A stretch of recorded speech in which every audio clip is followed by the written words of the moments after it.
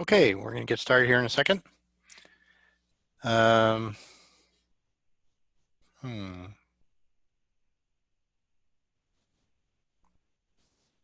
Oops. Seems like it's cutting off part of the picture, but okay.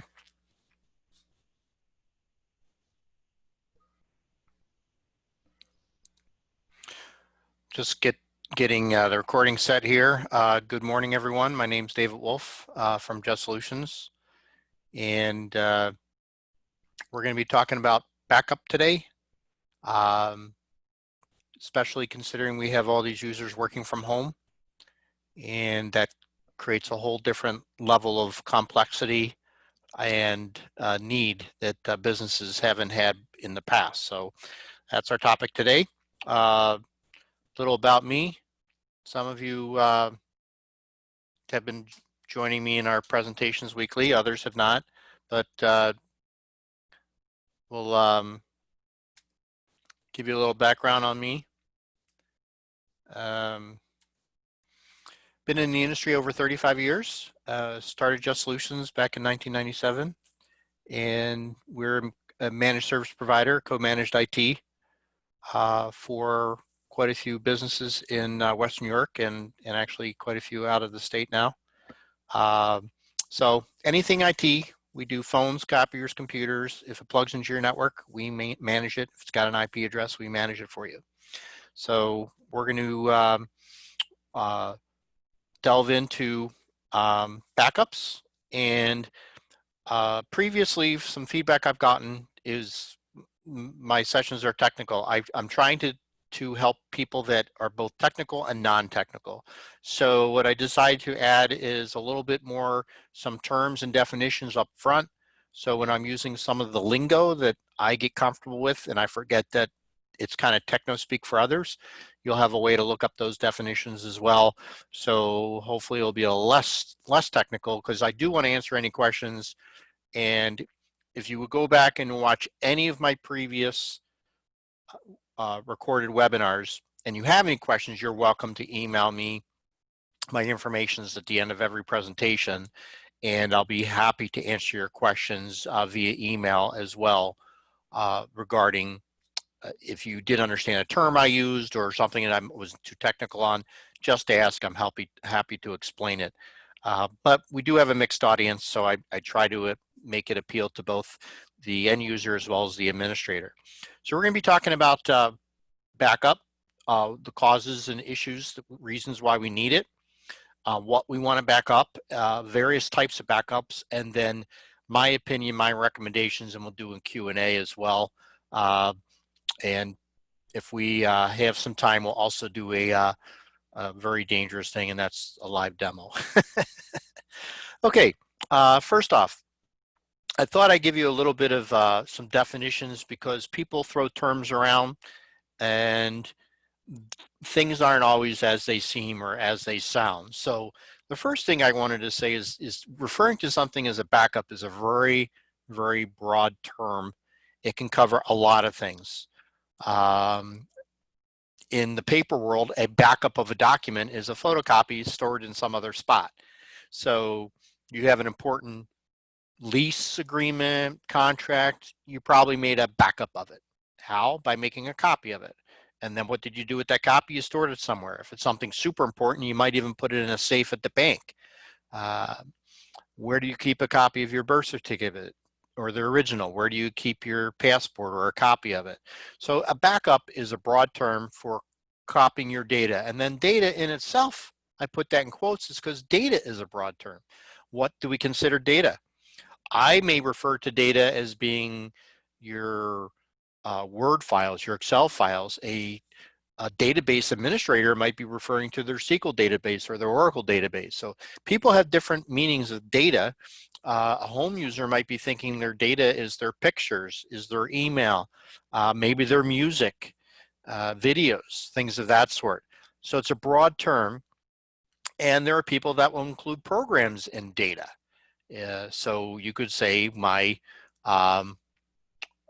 programs are a part of my data set. So we have to define that as well. So next thing, disaster recovery. Disaster recovery is the ability to get yourself back online, to recover from some type of disaster. It might be, we call it a natural disaster or an unnatural disaster. But I don't want you thinking strictly in terms of only natural disasters. A lot of people only think of natural disasters, and they only account for about 3% of the situations that have happened to you. So we'll talk about more about that, but I don't want people to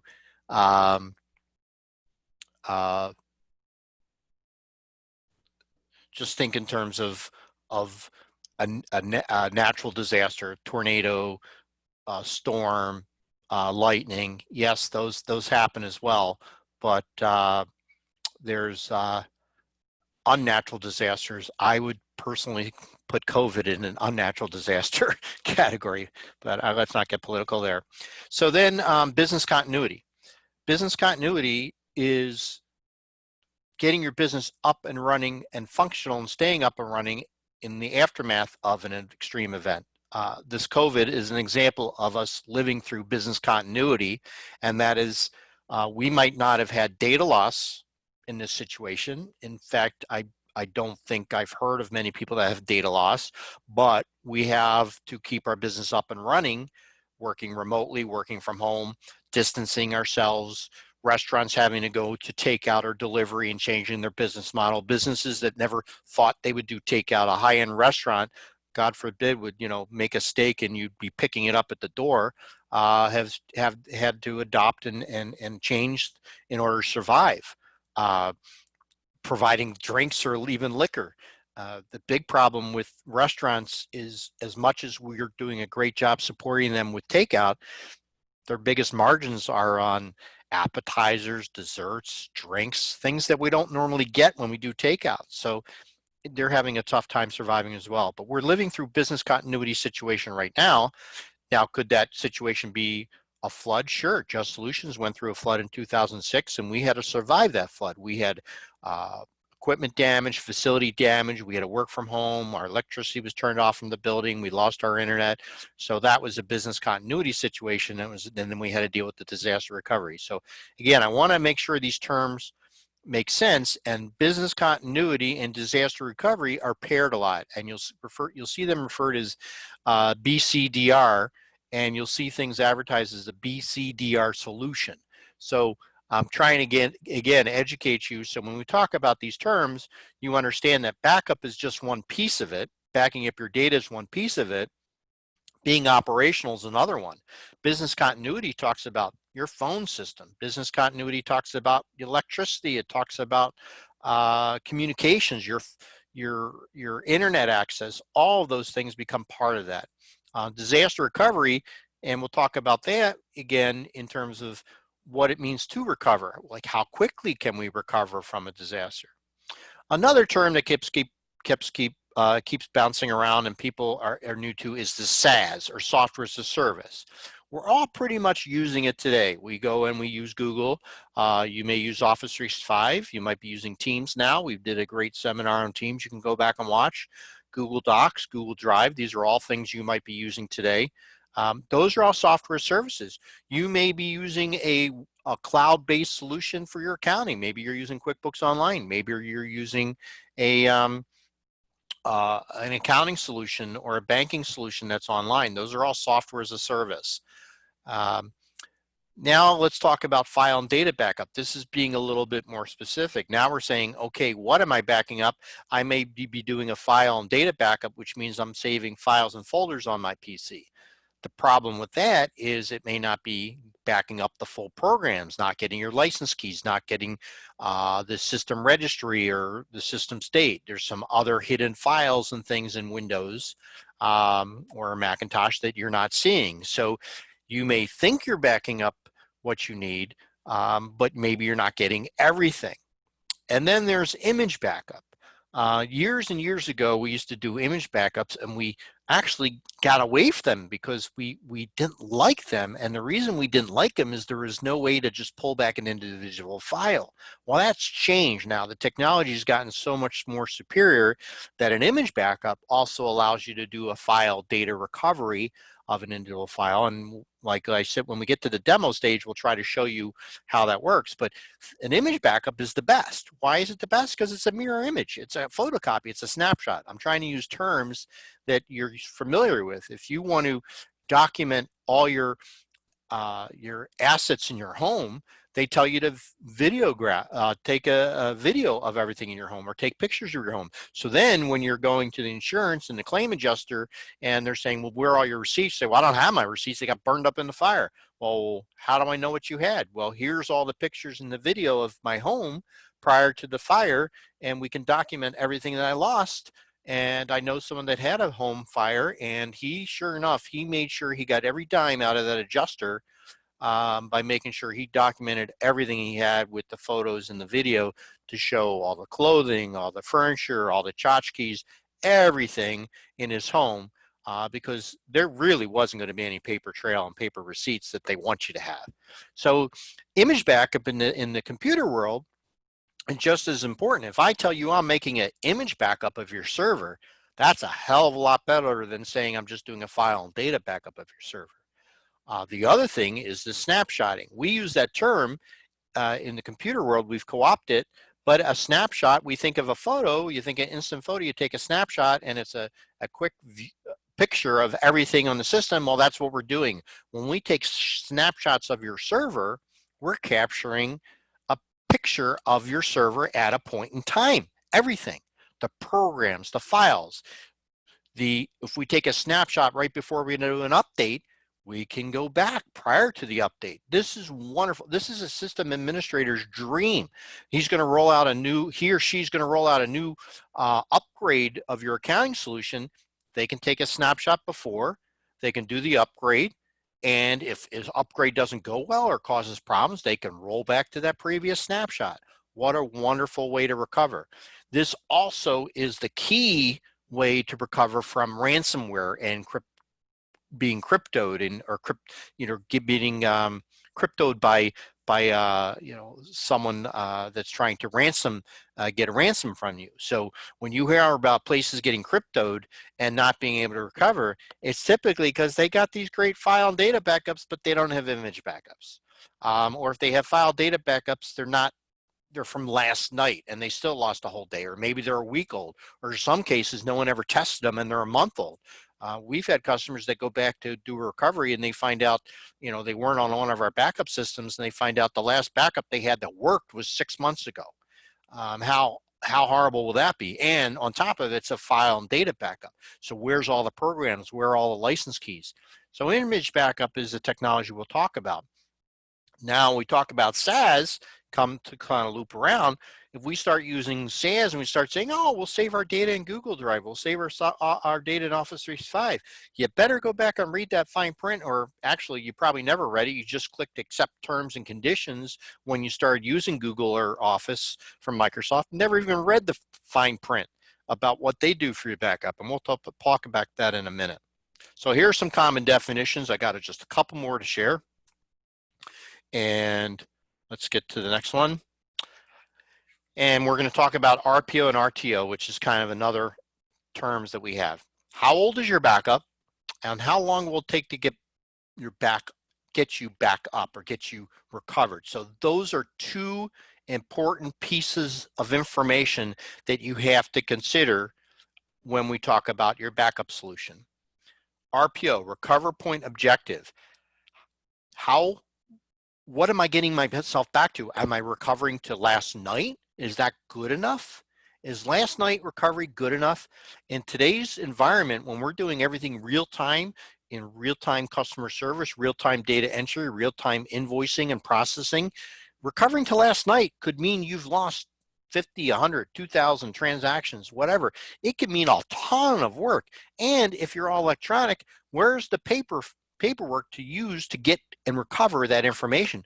We're not taking that information on paper form anymore. We're doing everything digitally in a lot of cases.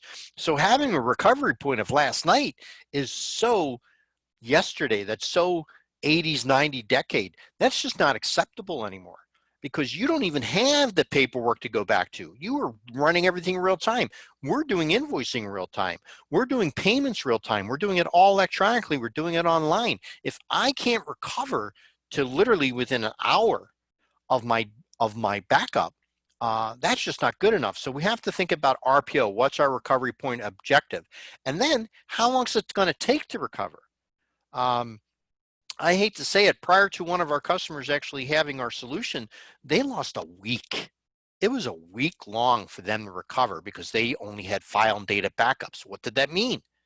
That meant they had to rebuild the system, operating system, reinstall the programs, reinstall the backup software, like like StorageCraft or Seagate Backup Exec or one of those programs, Carbonite, whatever. They have to restore. They have to get that program back on there. Then they got to record the recover and restore the data and backup. So even something as simple as recovering a machine could take a couple days. So what's your recovery time objective? You want to be back up and running in 2 hours, or do you need real-time back? Do you need continuous backup? Do you need a live failover? Think of Google, think of Microsoft. We have an expectation now that they're never down.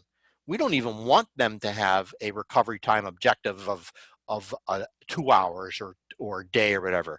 Ultimately, they might have that, but they're building their network to be self-repairing. They want the data replicated real time across the world, across their data centers.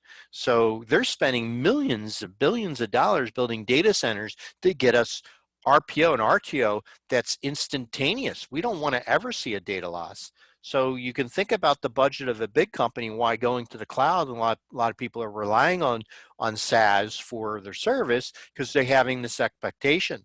But I can tell you story upon a story where people were making the wrong assumption about their cloud service or their SaaS service and whether or not they could get up and running, and what they signed on, what the agreement is. I've had customers that are hosted with companies and they don't realize that when they go down, that company's guarantee, well, we're working on it. Well, what's your ETA? We don't have an ETA yet. Well, when's my mail going to be back up? We don't know. We're still recovering. And that could be with a hosted Exchange server. That could be with a hosted application, or maybe your ERP solution. So these two numbers, these two objectives are really important for you to know and to measure in what we call an SLA. What's your service level agreement? What are they obligated to do? If your internet connection company only promised you 4 hours of recovery, you could be down for 4 hours having no access to your data while your internet's down. If you're on cable with Spectrum, you have no recovery point objective and no recovery time objective. I mean, they're going to do it when they feel like it. And if you're, God forbid, on DSL from Frontier, you could be waiting a week to recover, getting your internet connection back up. So it applies to backup, and it applies to systems. It applies to your phone system, your internet connection, your power. Do you have a generator? When's the RG&E going to get back out and get you working again with electric? We had power problems here at our building literally just a month ago or so. Thank God we had a generator when Fairport Electric had to come out and fix the cabling on the pole because our electric was flickering. And sure enough, we determined it was definitely the power source. We were able to run on our generator and our UPSs while they repaired us. We didn't have to have any downtime. 7 top reasons for data loss. This is really interesting. There's actually a slide I had, but when I looked at the data, I said, boy, this is 10-year-old data. There's got to be some newer data. And I was trying to come up with it, but this is in the order of what happens, starting from the top left down to the bottom right. The number one cause of data loss is deleting files accidentally. Buried in there is on purpose, and that is an internal threat actor, an ex-employee, a disgruntled employee, a stupid employee probably falls under the accidental. But that's the number one reason for data loss. Something gets deleted by mistake, and unfortunately, you may not find out for later. We had a situation, a customer let an employee go, and 6 months later, they're looking for some important financial information. Thank God we had a 1-year standard data retention on their backup, on our backup solution that we'll be talking about shortly. And we were able to recover that data. It was no longer to be found on their PC or their laptop. It was long gone. They deleted it. So here the employee deleted it. They didn't know they were missing it until 6 months later, they're looking for it. So how long is your backup good for? Is your backup only 30 days? Well, that might not be good enough when it comes around and you're looking for something and you need longer retention. So accidental deletion is the #1 reason for data loss. Then we have viruses and malware. We have this ransomware. We have this, they encrypt your data, and they don't even steal your data. They encrypt it and prevent you from having access to it. Mechanical damage from hard drives or tape is another reason for loss, or a flash drive. People saving data on flash drive. Mechanical hard drives fail. I have someone once told me that the percentage of failure on hard drives and tape is 100%, meaning eventually every hard drive, every tape drive fails. If you really think about that, they do have a life and they will ultimately fail at some point. You may be lucky and it might last 10 years, it might last 15 years, or you may be an unlucky person that your hard drive fails in a year or in 60 days, or on what the warranty is, a 1-year warranty, and it fails in a year and a day. But what happens with the mechanical failure? Maybe you have to go to data recovery service. What about these new SSD drives that are really not mechanical media? They're not the platter. They're not a little thin film media in there that we can send to a recovery house. Maybe they're memory. We're using these SSD drives that are based on chips. We're using this new technology that's based on computer chips. Well, if they get a static discharge or EMT failure, they can be wiped of information, and then you might have no recovery from an SSD drive. So we love SSD drives. We're buying them, putting them in all our new computers because they're so darn fast, but they really don't have great recovery options available to them. Of course, we have power failures. We recommend people use battery units on their computers and workstations. We recommend they have UPSs for their servers. We recommend all those things because that's the top fourth reason of why we have data loss is power failures. You also have theft. Laptops get stolen, tablets get stolen. Why do they get stolen? They're sold for cheap. They're pawned off and used for, easy for drug money, whatever. Then we have, this kind of falls in a little accidental, but we have the other thing. We have the spilling of coffee on the laptop. We have other water damage. Yes, we have had that. What have we done? In a lot of cases, we're able to pull the hard drive out of that laptop or that computer and save it. And then you get to what I call the extreme, the fires, the water damage. Those are extreme, but I can tell you stories of companies. One company had a water sprinkler system burst, the pipe burst up in the ceiling, and the ceiling tiles held water for hours. It built up, and then it came crashing down over all their workstations. And thank God they didn't have a drop ceiling in their computer room or the sprinkler system. Most zoning requires a sprinkler system in the computer room, which is absurd, but they do. And I go into places and I say, oh my God, you got a sprinkler head right in your computer room. This is a horrible idea. But fortunately for this company, they didn't have a sprinkler head and they didn't have any water up in the ceiling, so their computer room was saved, but all their desks and their workstations were destroyed when the ceiling collapsed and created water damage everywhere. So that was local data loss.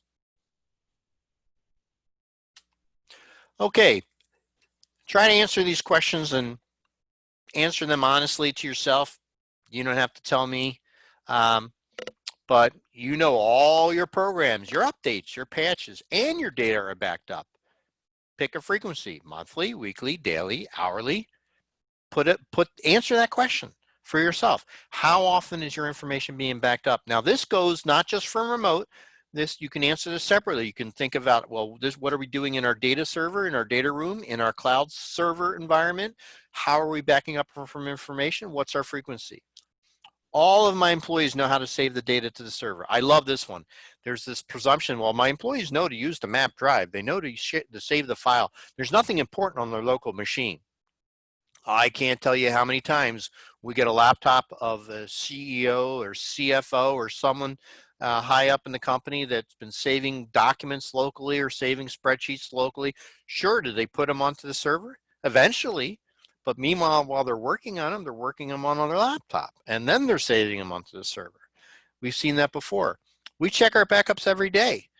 Well, I bet you there are people that haven't checked their backups in a week or a month. Have they ever really run a test restore? Have they actually tried to recover data? How are they testing it? No one uses flash drives. I had a CFO at a company, that's all he did was he didn't trust the server. He didn't trust the network. He didn't trust that they were backing it up. So he was saving all his important data on USB drives. No one knew. We call that shadow IT. He's doing his own backup solution, and guess what? He's saving on USB drives. USB drives can get stolen. They can be lost. They aren't foolproof at all. They can be damaged. And then we have secure offsite backup. Do you have secure offsite backup? What do I mean secure? Is the backup itself encrypted offsite? Is it in a secure data center? How do you know that? Is it in America? Is it being backed up to China? Where is it stored? And our backups are fully encrypted. We talk about ransomware and why it's so darn successful is because encrypted data is just that. They can't get to it. You can't get to it. So if someone, a threat actor, encrypts your data, you ain't getting it. You ain't breaking that encryption. And so why do we encrypt our information? Same reason, so no one else can get to our data. So we want to encrypt our data if we're backing it up. So answer those questions and make sure you're honest with yourself, and then you consider your backup solution you're currently using, and let's see if we can improve upon that. Remote home users, do they save locally? We know they shouldn't, but they do. We're all guilty of it. Why? Interconnections or internet connections may not be that fast working from home. They may say, you know what, let me download that attachment, work on it locally. Let me download that document and work on it locally. Maybe your CAD, how many CAD systems have a checkout, check-in system? Where you, or graphic design, where you check out the CAD drawing, you load it on your local machine, you do your work locally so it's faster, and then you load it back to the server. Do they download documents? Sure they do. Don't be naive. Don't say, yeah, we have a policy, so they're not going to do it. That's not the reality of it. The reality is they do absolutely save things locally. Maybe they shouldn't, but they do. Do they have any special programs installed locally? Local configuration of things. Maybe they have VPN configuration. Maybe they have some local versions of Adobe or InDesign or CAD, scanning, printer setups, maybe WebEx or Zoom or RDP client setup. You name it. There could be a variety of things they might have installed locally. And if you're an IT person on the line, you're thinking, well, we do, you know, if something happens to their laptop, we can just replace their laptop. Well, that may be true, but it doesn't mean you're not going to be without downtime. It doesn't mean you're going to be without having to configure a new laptop and get it back to the way they want it. You're not going to have their favorites. You're not going to have their shortcuts. They're not going to have their personalization, what I call general personalization that they're used to. Wallpapers, background pictures, things of that sort that they might have. People don't always separate the home and work, and they have some personalization on that machine. Maybe it's their only computer for them because their kids use the house. The shared computer is being used by the kids and everyone else in the house, and the work computer might have some things on it for them as well. So don't kid yourself. Home users, remote users do have some personalization, and personally, every time someone loses a workstation at a home, it's disruptive, it's time consuming, it causes downtime and lack of productivity for them. Types of remote backups. There are local copies. People use external USB disk drives they may buy from Staples or Best Buy. They might have a thumb drive they use. They might even have a NAS, which is a network attached storage, something they might use at home. These are all types of backups they might have remotely. Other people think of their Google Drive, their G Drive, their Dropbox, their OneDrive, Box, and all the other programs. They may think of those as a type of remote backup, and you may think of those as so. You might include those for customers, and you might tell them about your end users might be using these things. But how are you administrating them? How are you managing them? How are you making sure that the data is protected from accidental erase or deletion? How are you preventing it from accidental encryption or ransomware? Both of these things are all affected by it. Maybe you're using a cloud service. Maybe you signed up for Mozy, maybe Carbonite or Cronus. We'll talk about Datto solution, Barracuda, iDrive. There's so many backup solutions. You just Google them and you'll see tons listed. And you think you're backing up things, but maybe you're only getting a file and data backup. We include Carbonite, and we'll talk about it, but Carbonite is one of the backup solutions we include with our residential JSI Guardian solution that we have at home, because we have found that the majority of home users do not back up. And I'm talking home, not even business, home for business or remote business users. I'm talking home computers that sign up for our Guardian service. They're not backing up their pictures. They're not backing up their music. They spent thousands of dollars buying iTunes. Maybe they spent they're ripping CDs and copying them and loading their CDs onto their computer. Maybe they've got pictures and photos and videos saved on their computer. And we have customers come in and say, all my pictures of my grandparents or I lost my mom and all the pictures are on my computer. Can you save and recover my data? So we use Carbonite for our file backup for home users. And we'll talk about that in a second as well. But that's just for home. For business, we use, and we'll talk about our use and recommendations for our Datto solution. What are the features desired? This is my list that I came up with. What I'm saying here is, one, I don't want to rely on people remembering to do backup. I don't think people are good about remembering to do it. I don't think having people say that I don't think people remember to change the tape, and the tape drive is what we used to have problems with businesses. I don't think people remember to put the USB drive and run the backup. I think they don't remember to run the Windows backup or save to the flash drive. I think the most important desired feature is a set it and forget it, but get alerts. What do I mean by that? I want something that's doing the backup for me. And if a backup fails or it doesn't complete, I want to be told about it. So I want it to happen automatically, and then I want to be alerted when it doesn't happen, and I want it to be taken care of by a service. That's the most important. Minimum year retention. I rather see longer.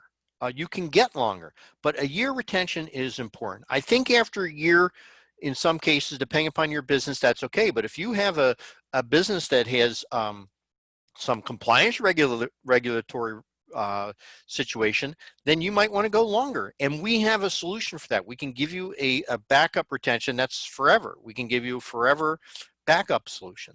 Versioning revisions. This is important. What do I mean by versioning revisions? Have you overwritten and made a change on a CAD drawing or a document and deleted or butchered up something, and you want to get back to the previous version? Well, do you have a version you can roll back to? Can you go back to that previous version and get back to that copy? I got a panic call from a client that was working on their workstation doing a quote, an estimate, and I think it was in Excel. And they spent hours and hours on it. And something happened and they lost it. And they said they opened up the document and they were literally back to the original version. They lost 4 hours worth of edits and entries and changes. A very big project, multi-page quote for a big construction project. And they were just panicked. Well, fortunately for them, I had set up cloud backup for them. I was able to go to their OneDrive sync and I was able to pull back the previous version, and I asked him, well, what time do you think this happened about? And I was able to go back. I was able to go get his previous version. I was able to download it, get it back to him. And let me tell you how thankful he was. Not only did I save 4 hours worth of work and all that, think about all the time and effort and stress that was going through having to rethink everything he already did. So versioning revisions is really important as well. Terabyte or more. We're getting hard drives. My latest laptop has 512 gigabyte. You can't be thinking of a backup, like iDrive where they boast they give you 5 gigabytes of storage. 5 gigabytes isn't enough anymore. 10 gigabytes isn't enough anymore. You're not getting enough with iCloud or iDrive or some of these backup services. You need a terabyte or more, especially if you want to have versioning. So having a terabyte backup is the key. Also encrypted and secure. And then if you are a company and you're doing this for a business, having central administration, I think, is really important. Being able to make sure you can control the retention, not allow accidental deletion, things of that sort, having the versions, administrating these things become really important. And then I'd like to add that central admin as being an important feature. So let's look at my recommendations. Again, my professional opinion. For residential users, we really recommend JSI Guardian service. That includes all your antivirus, it includes your monitoring, your patching, your updating, and we bundle in Carbonite for you. So you don't have to pay separately for Carbonite. That's a file and folder backup. Do we back up all the programs? No. Why? In most cases, what happens with a home computer, and this is our general experience, your experience may differ, is customers tend to keep their home computers for a long time, and we like to make sure we're backing up all their important information. But when their computer dies, we're typically selling them a new one, which is going to have new versions of software, new versions of the programs, and we're going to recover all their files and their data. So that's why Carbonite's a good fit, because it's file and folder backup only. I'm going to talk about cloud continuity for PCs, which is a great new product that Datto introduced, and why I like this one, because this is just a little bit more money, not much more than Carbonite, but now you're getting full imaging on even your desktop or your laptop, which I think is awesome.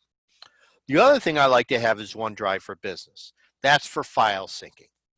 Now, that doesn't help with my recovery time. That doesn't help with my getting my laptop going again after a hard drive crash, or if it's stolen, or if I have, all this helps for is accidental deletion and sharing my file in more than one place. But I love it. I love the fact that I can save my data and sync my data to the cloud. And in this case, this PowerPoint, I built it on my laptop at home, saved it in OneDrive, brought it up here on my computer in the office, didn't even have to think or worry about the file. As I'm making the changes and updates to my presentation, it's automatically being saved and being synced. So I love that tool. And again, that's one of the tools you get with Office 365. And what happens is, when we set that up for you and we get that syncing for you and you start saving to it, you have your files in both places. You're syncing between your laptop and the cloud and your office computer. It's a wonderful, wonderful experience. Does it meet the RTO and RPO principles? It may not, but it makes the ease of that file and recovery of that file wonderful. So you can see the subtle difference between the file and folder backup, syncing. Can you have both of these going at the same time? Absolutely. You may be JSR Guardian customer and you might have OneDrive Personal backing up files to the cloud. So while you're working in a document, it's saving real time. Carbonite is a wonderful program. Why do we like this for laptops? why do we like cloud continuity for PCs and laptops? And when I say PCs, I really mean laptops as well, because these are programs that are going to work when you're bringing your machine back online. If your laptop's closed, turned off, shut down, no backups happening. No automatic scheduling of backup is happening.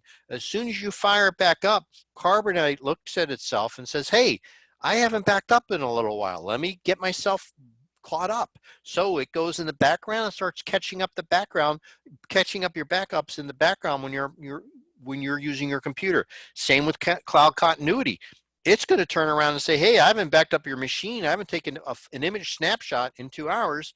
Well, it hasn't been backed up in 2 hours. Let me go do another snapshot. And then SaaS protection is another solution that we love. So here you have your remote computer, your home computer, completely protected with your Guardian, with your cloud continuity, with your OneDrive. SaaS protection is protecting your Teams, it's protecting your SharePoint, it's protecting your Office 365. Why? Because Microsoft's not protecting it. Don't kid yourself. Microsoft has data retention policies, yes. They have disaster recovery plans in place, yes. But they are not responsible for your getting encrypted. They're not responsible for your accidental deletion. They're not responsible for any of that kind of recovery. They have no SLA for that. They don't plan on doing any of that. So having an additional service like a SaaS protection for your Office 365 or your G Suite and G Drive is why we recommend that as well. So I'm going to open up for questions, and I'm going to see if we can have ability to do a demo as well. Let's see. So Greg, I enabled your mic. Do we have the ability to do a demo? Dan Chacon. What's that? You want Dan Chacon. I want Dan. Yeah. I don't see him but on here. You did make me a panelist, so yes. I don't see Dan on here. I'll jump over and show it. I'll share my screen and show everybody. Let me close out of the PowerPoint, and I'll do some rudimentary sharing or showing how that works. But yeah, I know he is on the presentation. So he is under what name? I'm not seeing him listed. What products do you use for SaaS protection? We use the data solution, Jason, and I'm going to show you how that works. It's a slick solution. It was a company called Backupify that Datto purchased a few years ago, and we use that as our SaaS solution. It works with Google, it works with Office 365, and they've added and updated it where it actually backs up our Teams, it backs up our SharePoint, and I'm going to give you a look-see on that as well. Barbara, sorry you're having some audio issues. We will be saving this recording and posting it, so you will be able to listen to this later as well, and we'll be sharing the PowerPoint out. Here's my contact information, but we will be sharing anybody who'd like the PowerPoint. We'll send out the PDF for it as well, and we'll send you the link to the PowerPoint. So let's exit out of the PowerPoint, and I'm going to switch screens here and share my main screen.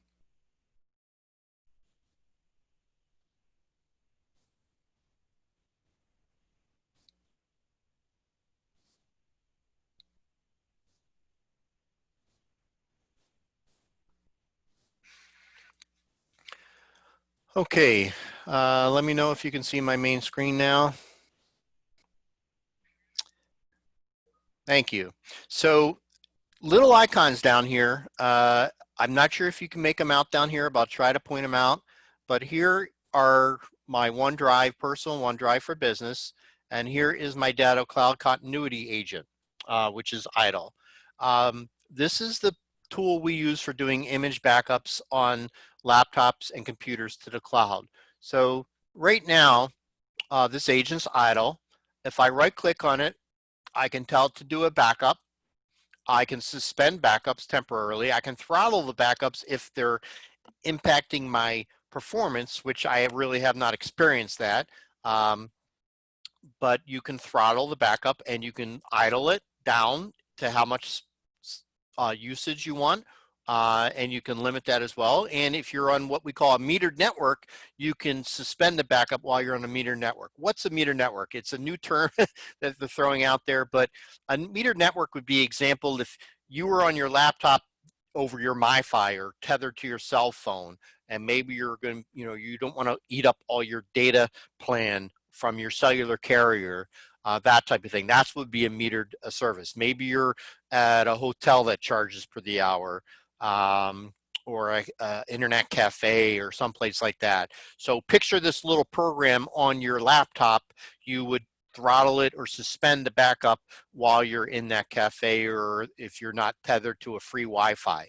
But if you're on a free Wi-Fi, then this will continue to back up. What do I mean by that? This is data backup is going to take snapshots of my computer changes, and is super efficient. They use some really amazing technology, so it's doing on a bit level, and it's going to turn around and send this data to the data cloud, directly to the data cloud. Doesn't need an intermittent appliance, doesn't need a local NAS, it doesn't need a Synology box, it doesn't need a USB drive local, doesn't need extra space on my computer here. This is literally going to send the data encrypted, all secure to the data cloud. And I picked the US for the data cloud. If you were in Europe, you can keep your data in Europe. If you're in Canada, you can keep your data in Canada. It's very smart, so they're GDPR compatible, and they're, meet all those compliance requirements from that standpoint. So now let me take a second here and get into the data cloud. I'm going to log in on the other screen, use my multi-factor authentication here. We've talked about multi-factor authentication and on previous seminars. So we use that for all our data cloud as well. And I'm just bringing up my Authy and I'm logging in over here. And then once I'm in, I'll switch back screens. And we'll go up to the cloud continuity dashboard, and we'll see the backup of my computer. So here's the little demo I set up to show you. And this is my computer name, JSI W10 Boss. Hopefully everyone can see that. This is the agent ID that Datto uses. My last backup was an hour ago. What is a screenshot? A screenshot is a way for it to self-test your system and to see that the backup was good. How do I do restore? I simply go click here and say I want to do restore, and it's going to say, well, what kind of restore do I want to do? I want to do a file restore. Maybe my laptop is completely kaput. Maybe it's completely dead. I can virtualize and bring up my machine and run it in the cloud, in the Datto cloud. So here my laptop is completely destroyed. I get another one, or I use a different computer. Or my desktop destroyed, I can bring up my computer in the virtual environment. Or I can turn around and I can restore my whole system to a new computer. So I can, my IT department hands me a new computer, or the IT department does the restore for me, hands me a new laptop that is literally right back to, in my case, my last backup from an hour ago. I'm just going to show you the simple one, and that is to start a simple file restore. So I click on this, and I tell it I want to do a file restore. Now this one is from May 7th. I can tell it I want to do a new one. So I'm going to delete this restore point because I don't want to restore from that date. I'm going to pick up a new one, and I'm going to say, let's do a file restore from a newer date. And so it's going to prompt me and say, okay, well, what recovery point do I want? So I can look at my dates and I can pick any one of these times as my recovery point. So I'm like, geez, you know, I deleted the PowerPoint. I need to get back to that. So I could pick different day, different time, whatever. I'm just going to show you as an example. I'm going to go to 9 a.m. and select that recovery point. And I'm going to tell it to create that file restore. So I'm picking today's date at 9:30 a.m., 9:39 a.m., telling it to mount that recovery point.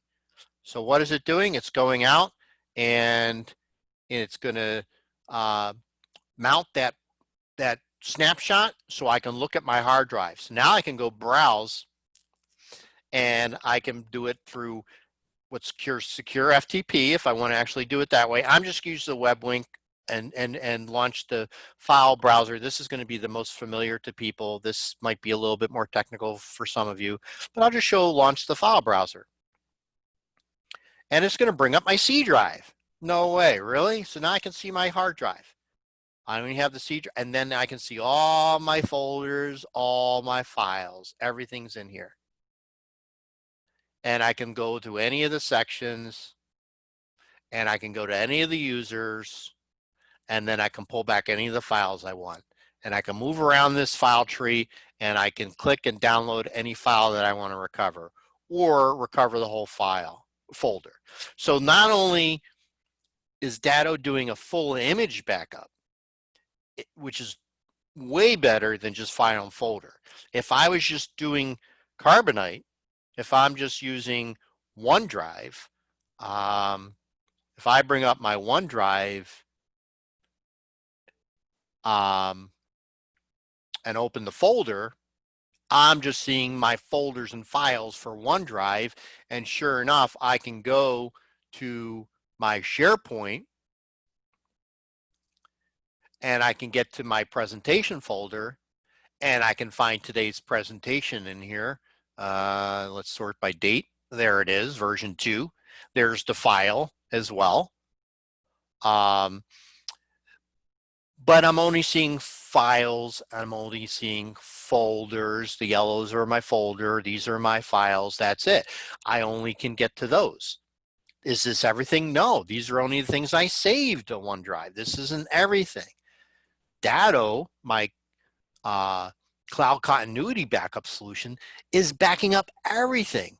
My files, my folders, my programs, my Windows system state, everything about Windows, all the detail, all the hidden files, all the, you name it, the fonts, everything that none of us ever look at is all being backed up and saved.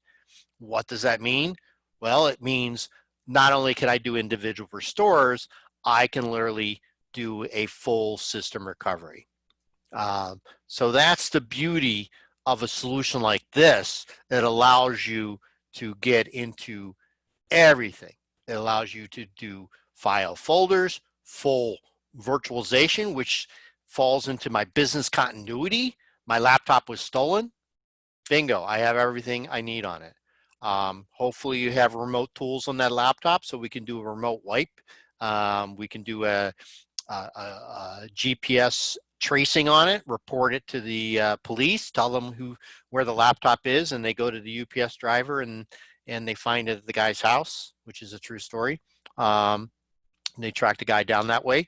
Or you can restore it to a new computer. So this is the advantage of a solution like our cloud continuity for PCs and laptops. So I wanted a demonstration that I wanted to show you what that looks like. And why don't I bring up the SAS now, since people were asking, I had some questions on the SAS. Let me show you the SAS piece.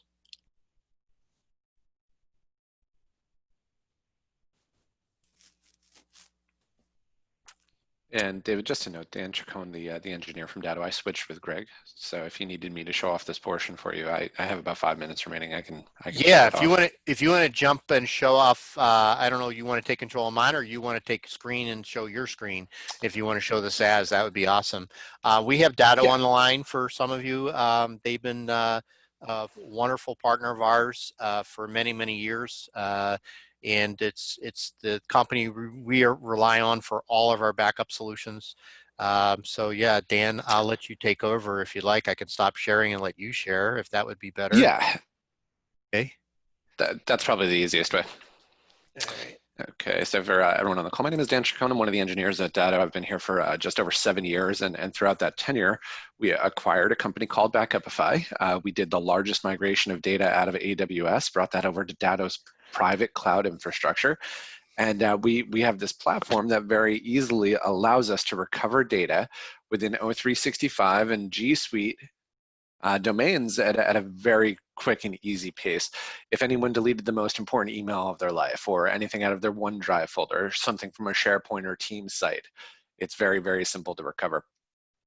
David has the ability to come in and do a search across all of the users by term, or perhaps we want to get a little bit more granular. And let's say me, myself, I deleted something out of my mailbox here. I can search just my individual account. Recovery is very simple. We just select what we want to recover, click restore, and there's no hardware involved in this particular solution. It's just software, right? Software to software. When I click restore, the data will be presented back to your O365 inbox with a time and date stamp that we initialize restore, and then it simply has to be moved from that folder back to where it needs to go. So a very quick and simple recovery process. It allows us to go back in time seamlessly. When David was talking about retention, 1 year or infinite cloud retention is available for the platform. These backups run 3 times per day on 8-hour intervals, very comprehensively going backwards in time if we need to. And we don't have to protect your entire domain. Let's say you have 200 users, but you only want to protect 50 of them. Yes, we can do that. There's also a very nice exporting feature available for us. In the rare case that Office 365 is down, and let's say you can't get to your mail, okay, well, we can export the data back to local mail clients. The service doesn't even need to be available. You can still have access to it. Beyond that, beyond mail, we have our contacts data, anything that lives within your calendar or tasks. Of course, we also have recovery available for SharePoint, for those of you utilizing SharePoint sites. Very simple and similar recovery process. Any of your OneDrive data. So for that data that had been synchronized up here, there is a conversation to be had around ransomware, even including our OneDrive data. If ransomware strikes your local system, and encrypts your local OneDrive data, well, guess what? Yeah, your O365 instance is going to be encrypted as well. So if that were to happen, I can very simply go backwards in time to before that had taken place and recover all of your data back to your account, back to your local system. When it comes to SaaS protection, we always say that Microsoft really doesn't have your back in terms of what's being protected here. They're there to ensure the integrity and uptime of the cloud itself. But That's really, the key thing. Yeah, they so focus on uptime that people don't realize that they're not focused on on preserving your data. They just want to say that their system's up. Your data loss isn't necessarily their problem. right. So accidental deletion, malicious deletion, beyond their 30-day little short window, or if you empty out the trash, forget it. That data is gone, and there's really no way to get it back. Not only that, but trying to work with Microsoft and getting it back is a bit of a nightmare. In terms of what we have here, it's a very comprehensive platform, very quick and easy recovery. I also like talking about this in terms of archival. So let's say, for example, an end user had lost their job, but that data needs to be maintained. You can actually cancel the very expensive O365 license or Google license, keep ours active, and as administrators, we can come in here and copy data from one user to another. So there's a really cool archival play here as well. That's relatively quick for SaaS protection. David, I apologize for the confusion there. Oh, Greg. no, that's okay. You did it in a nutshell and in a great way, a great overview.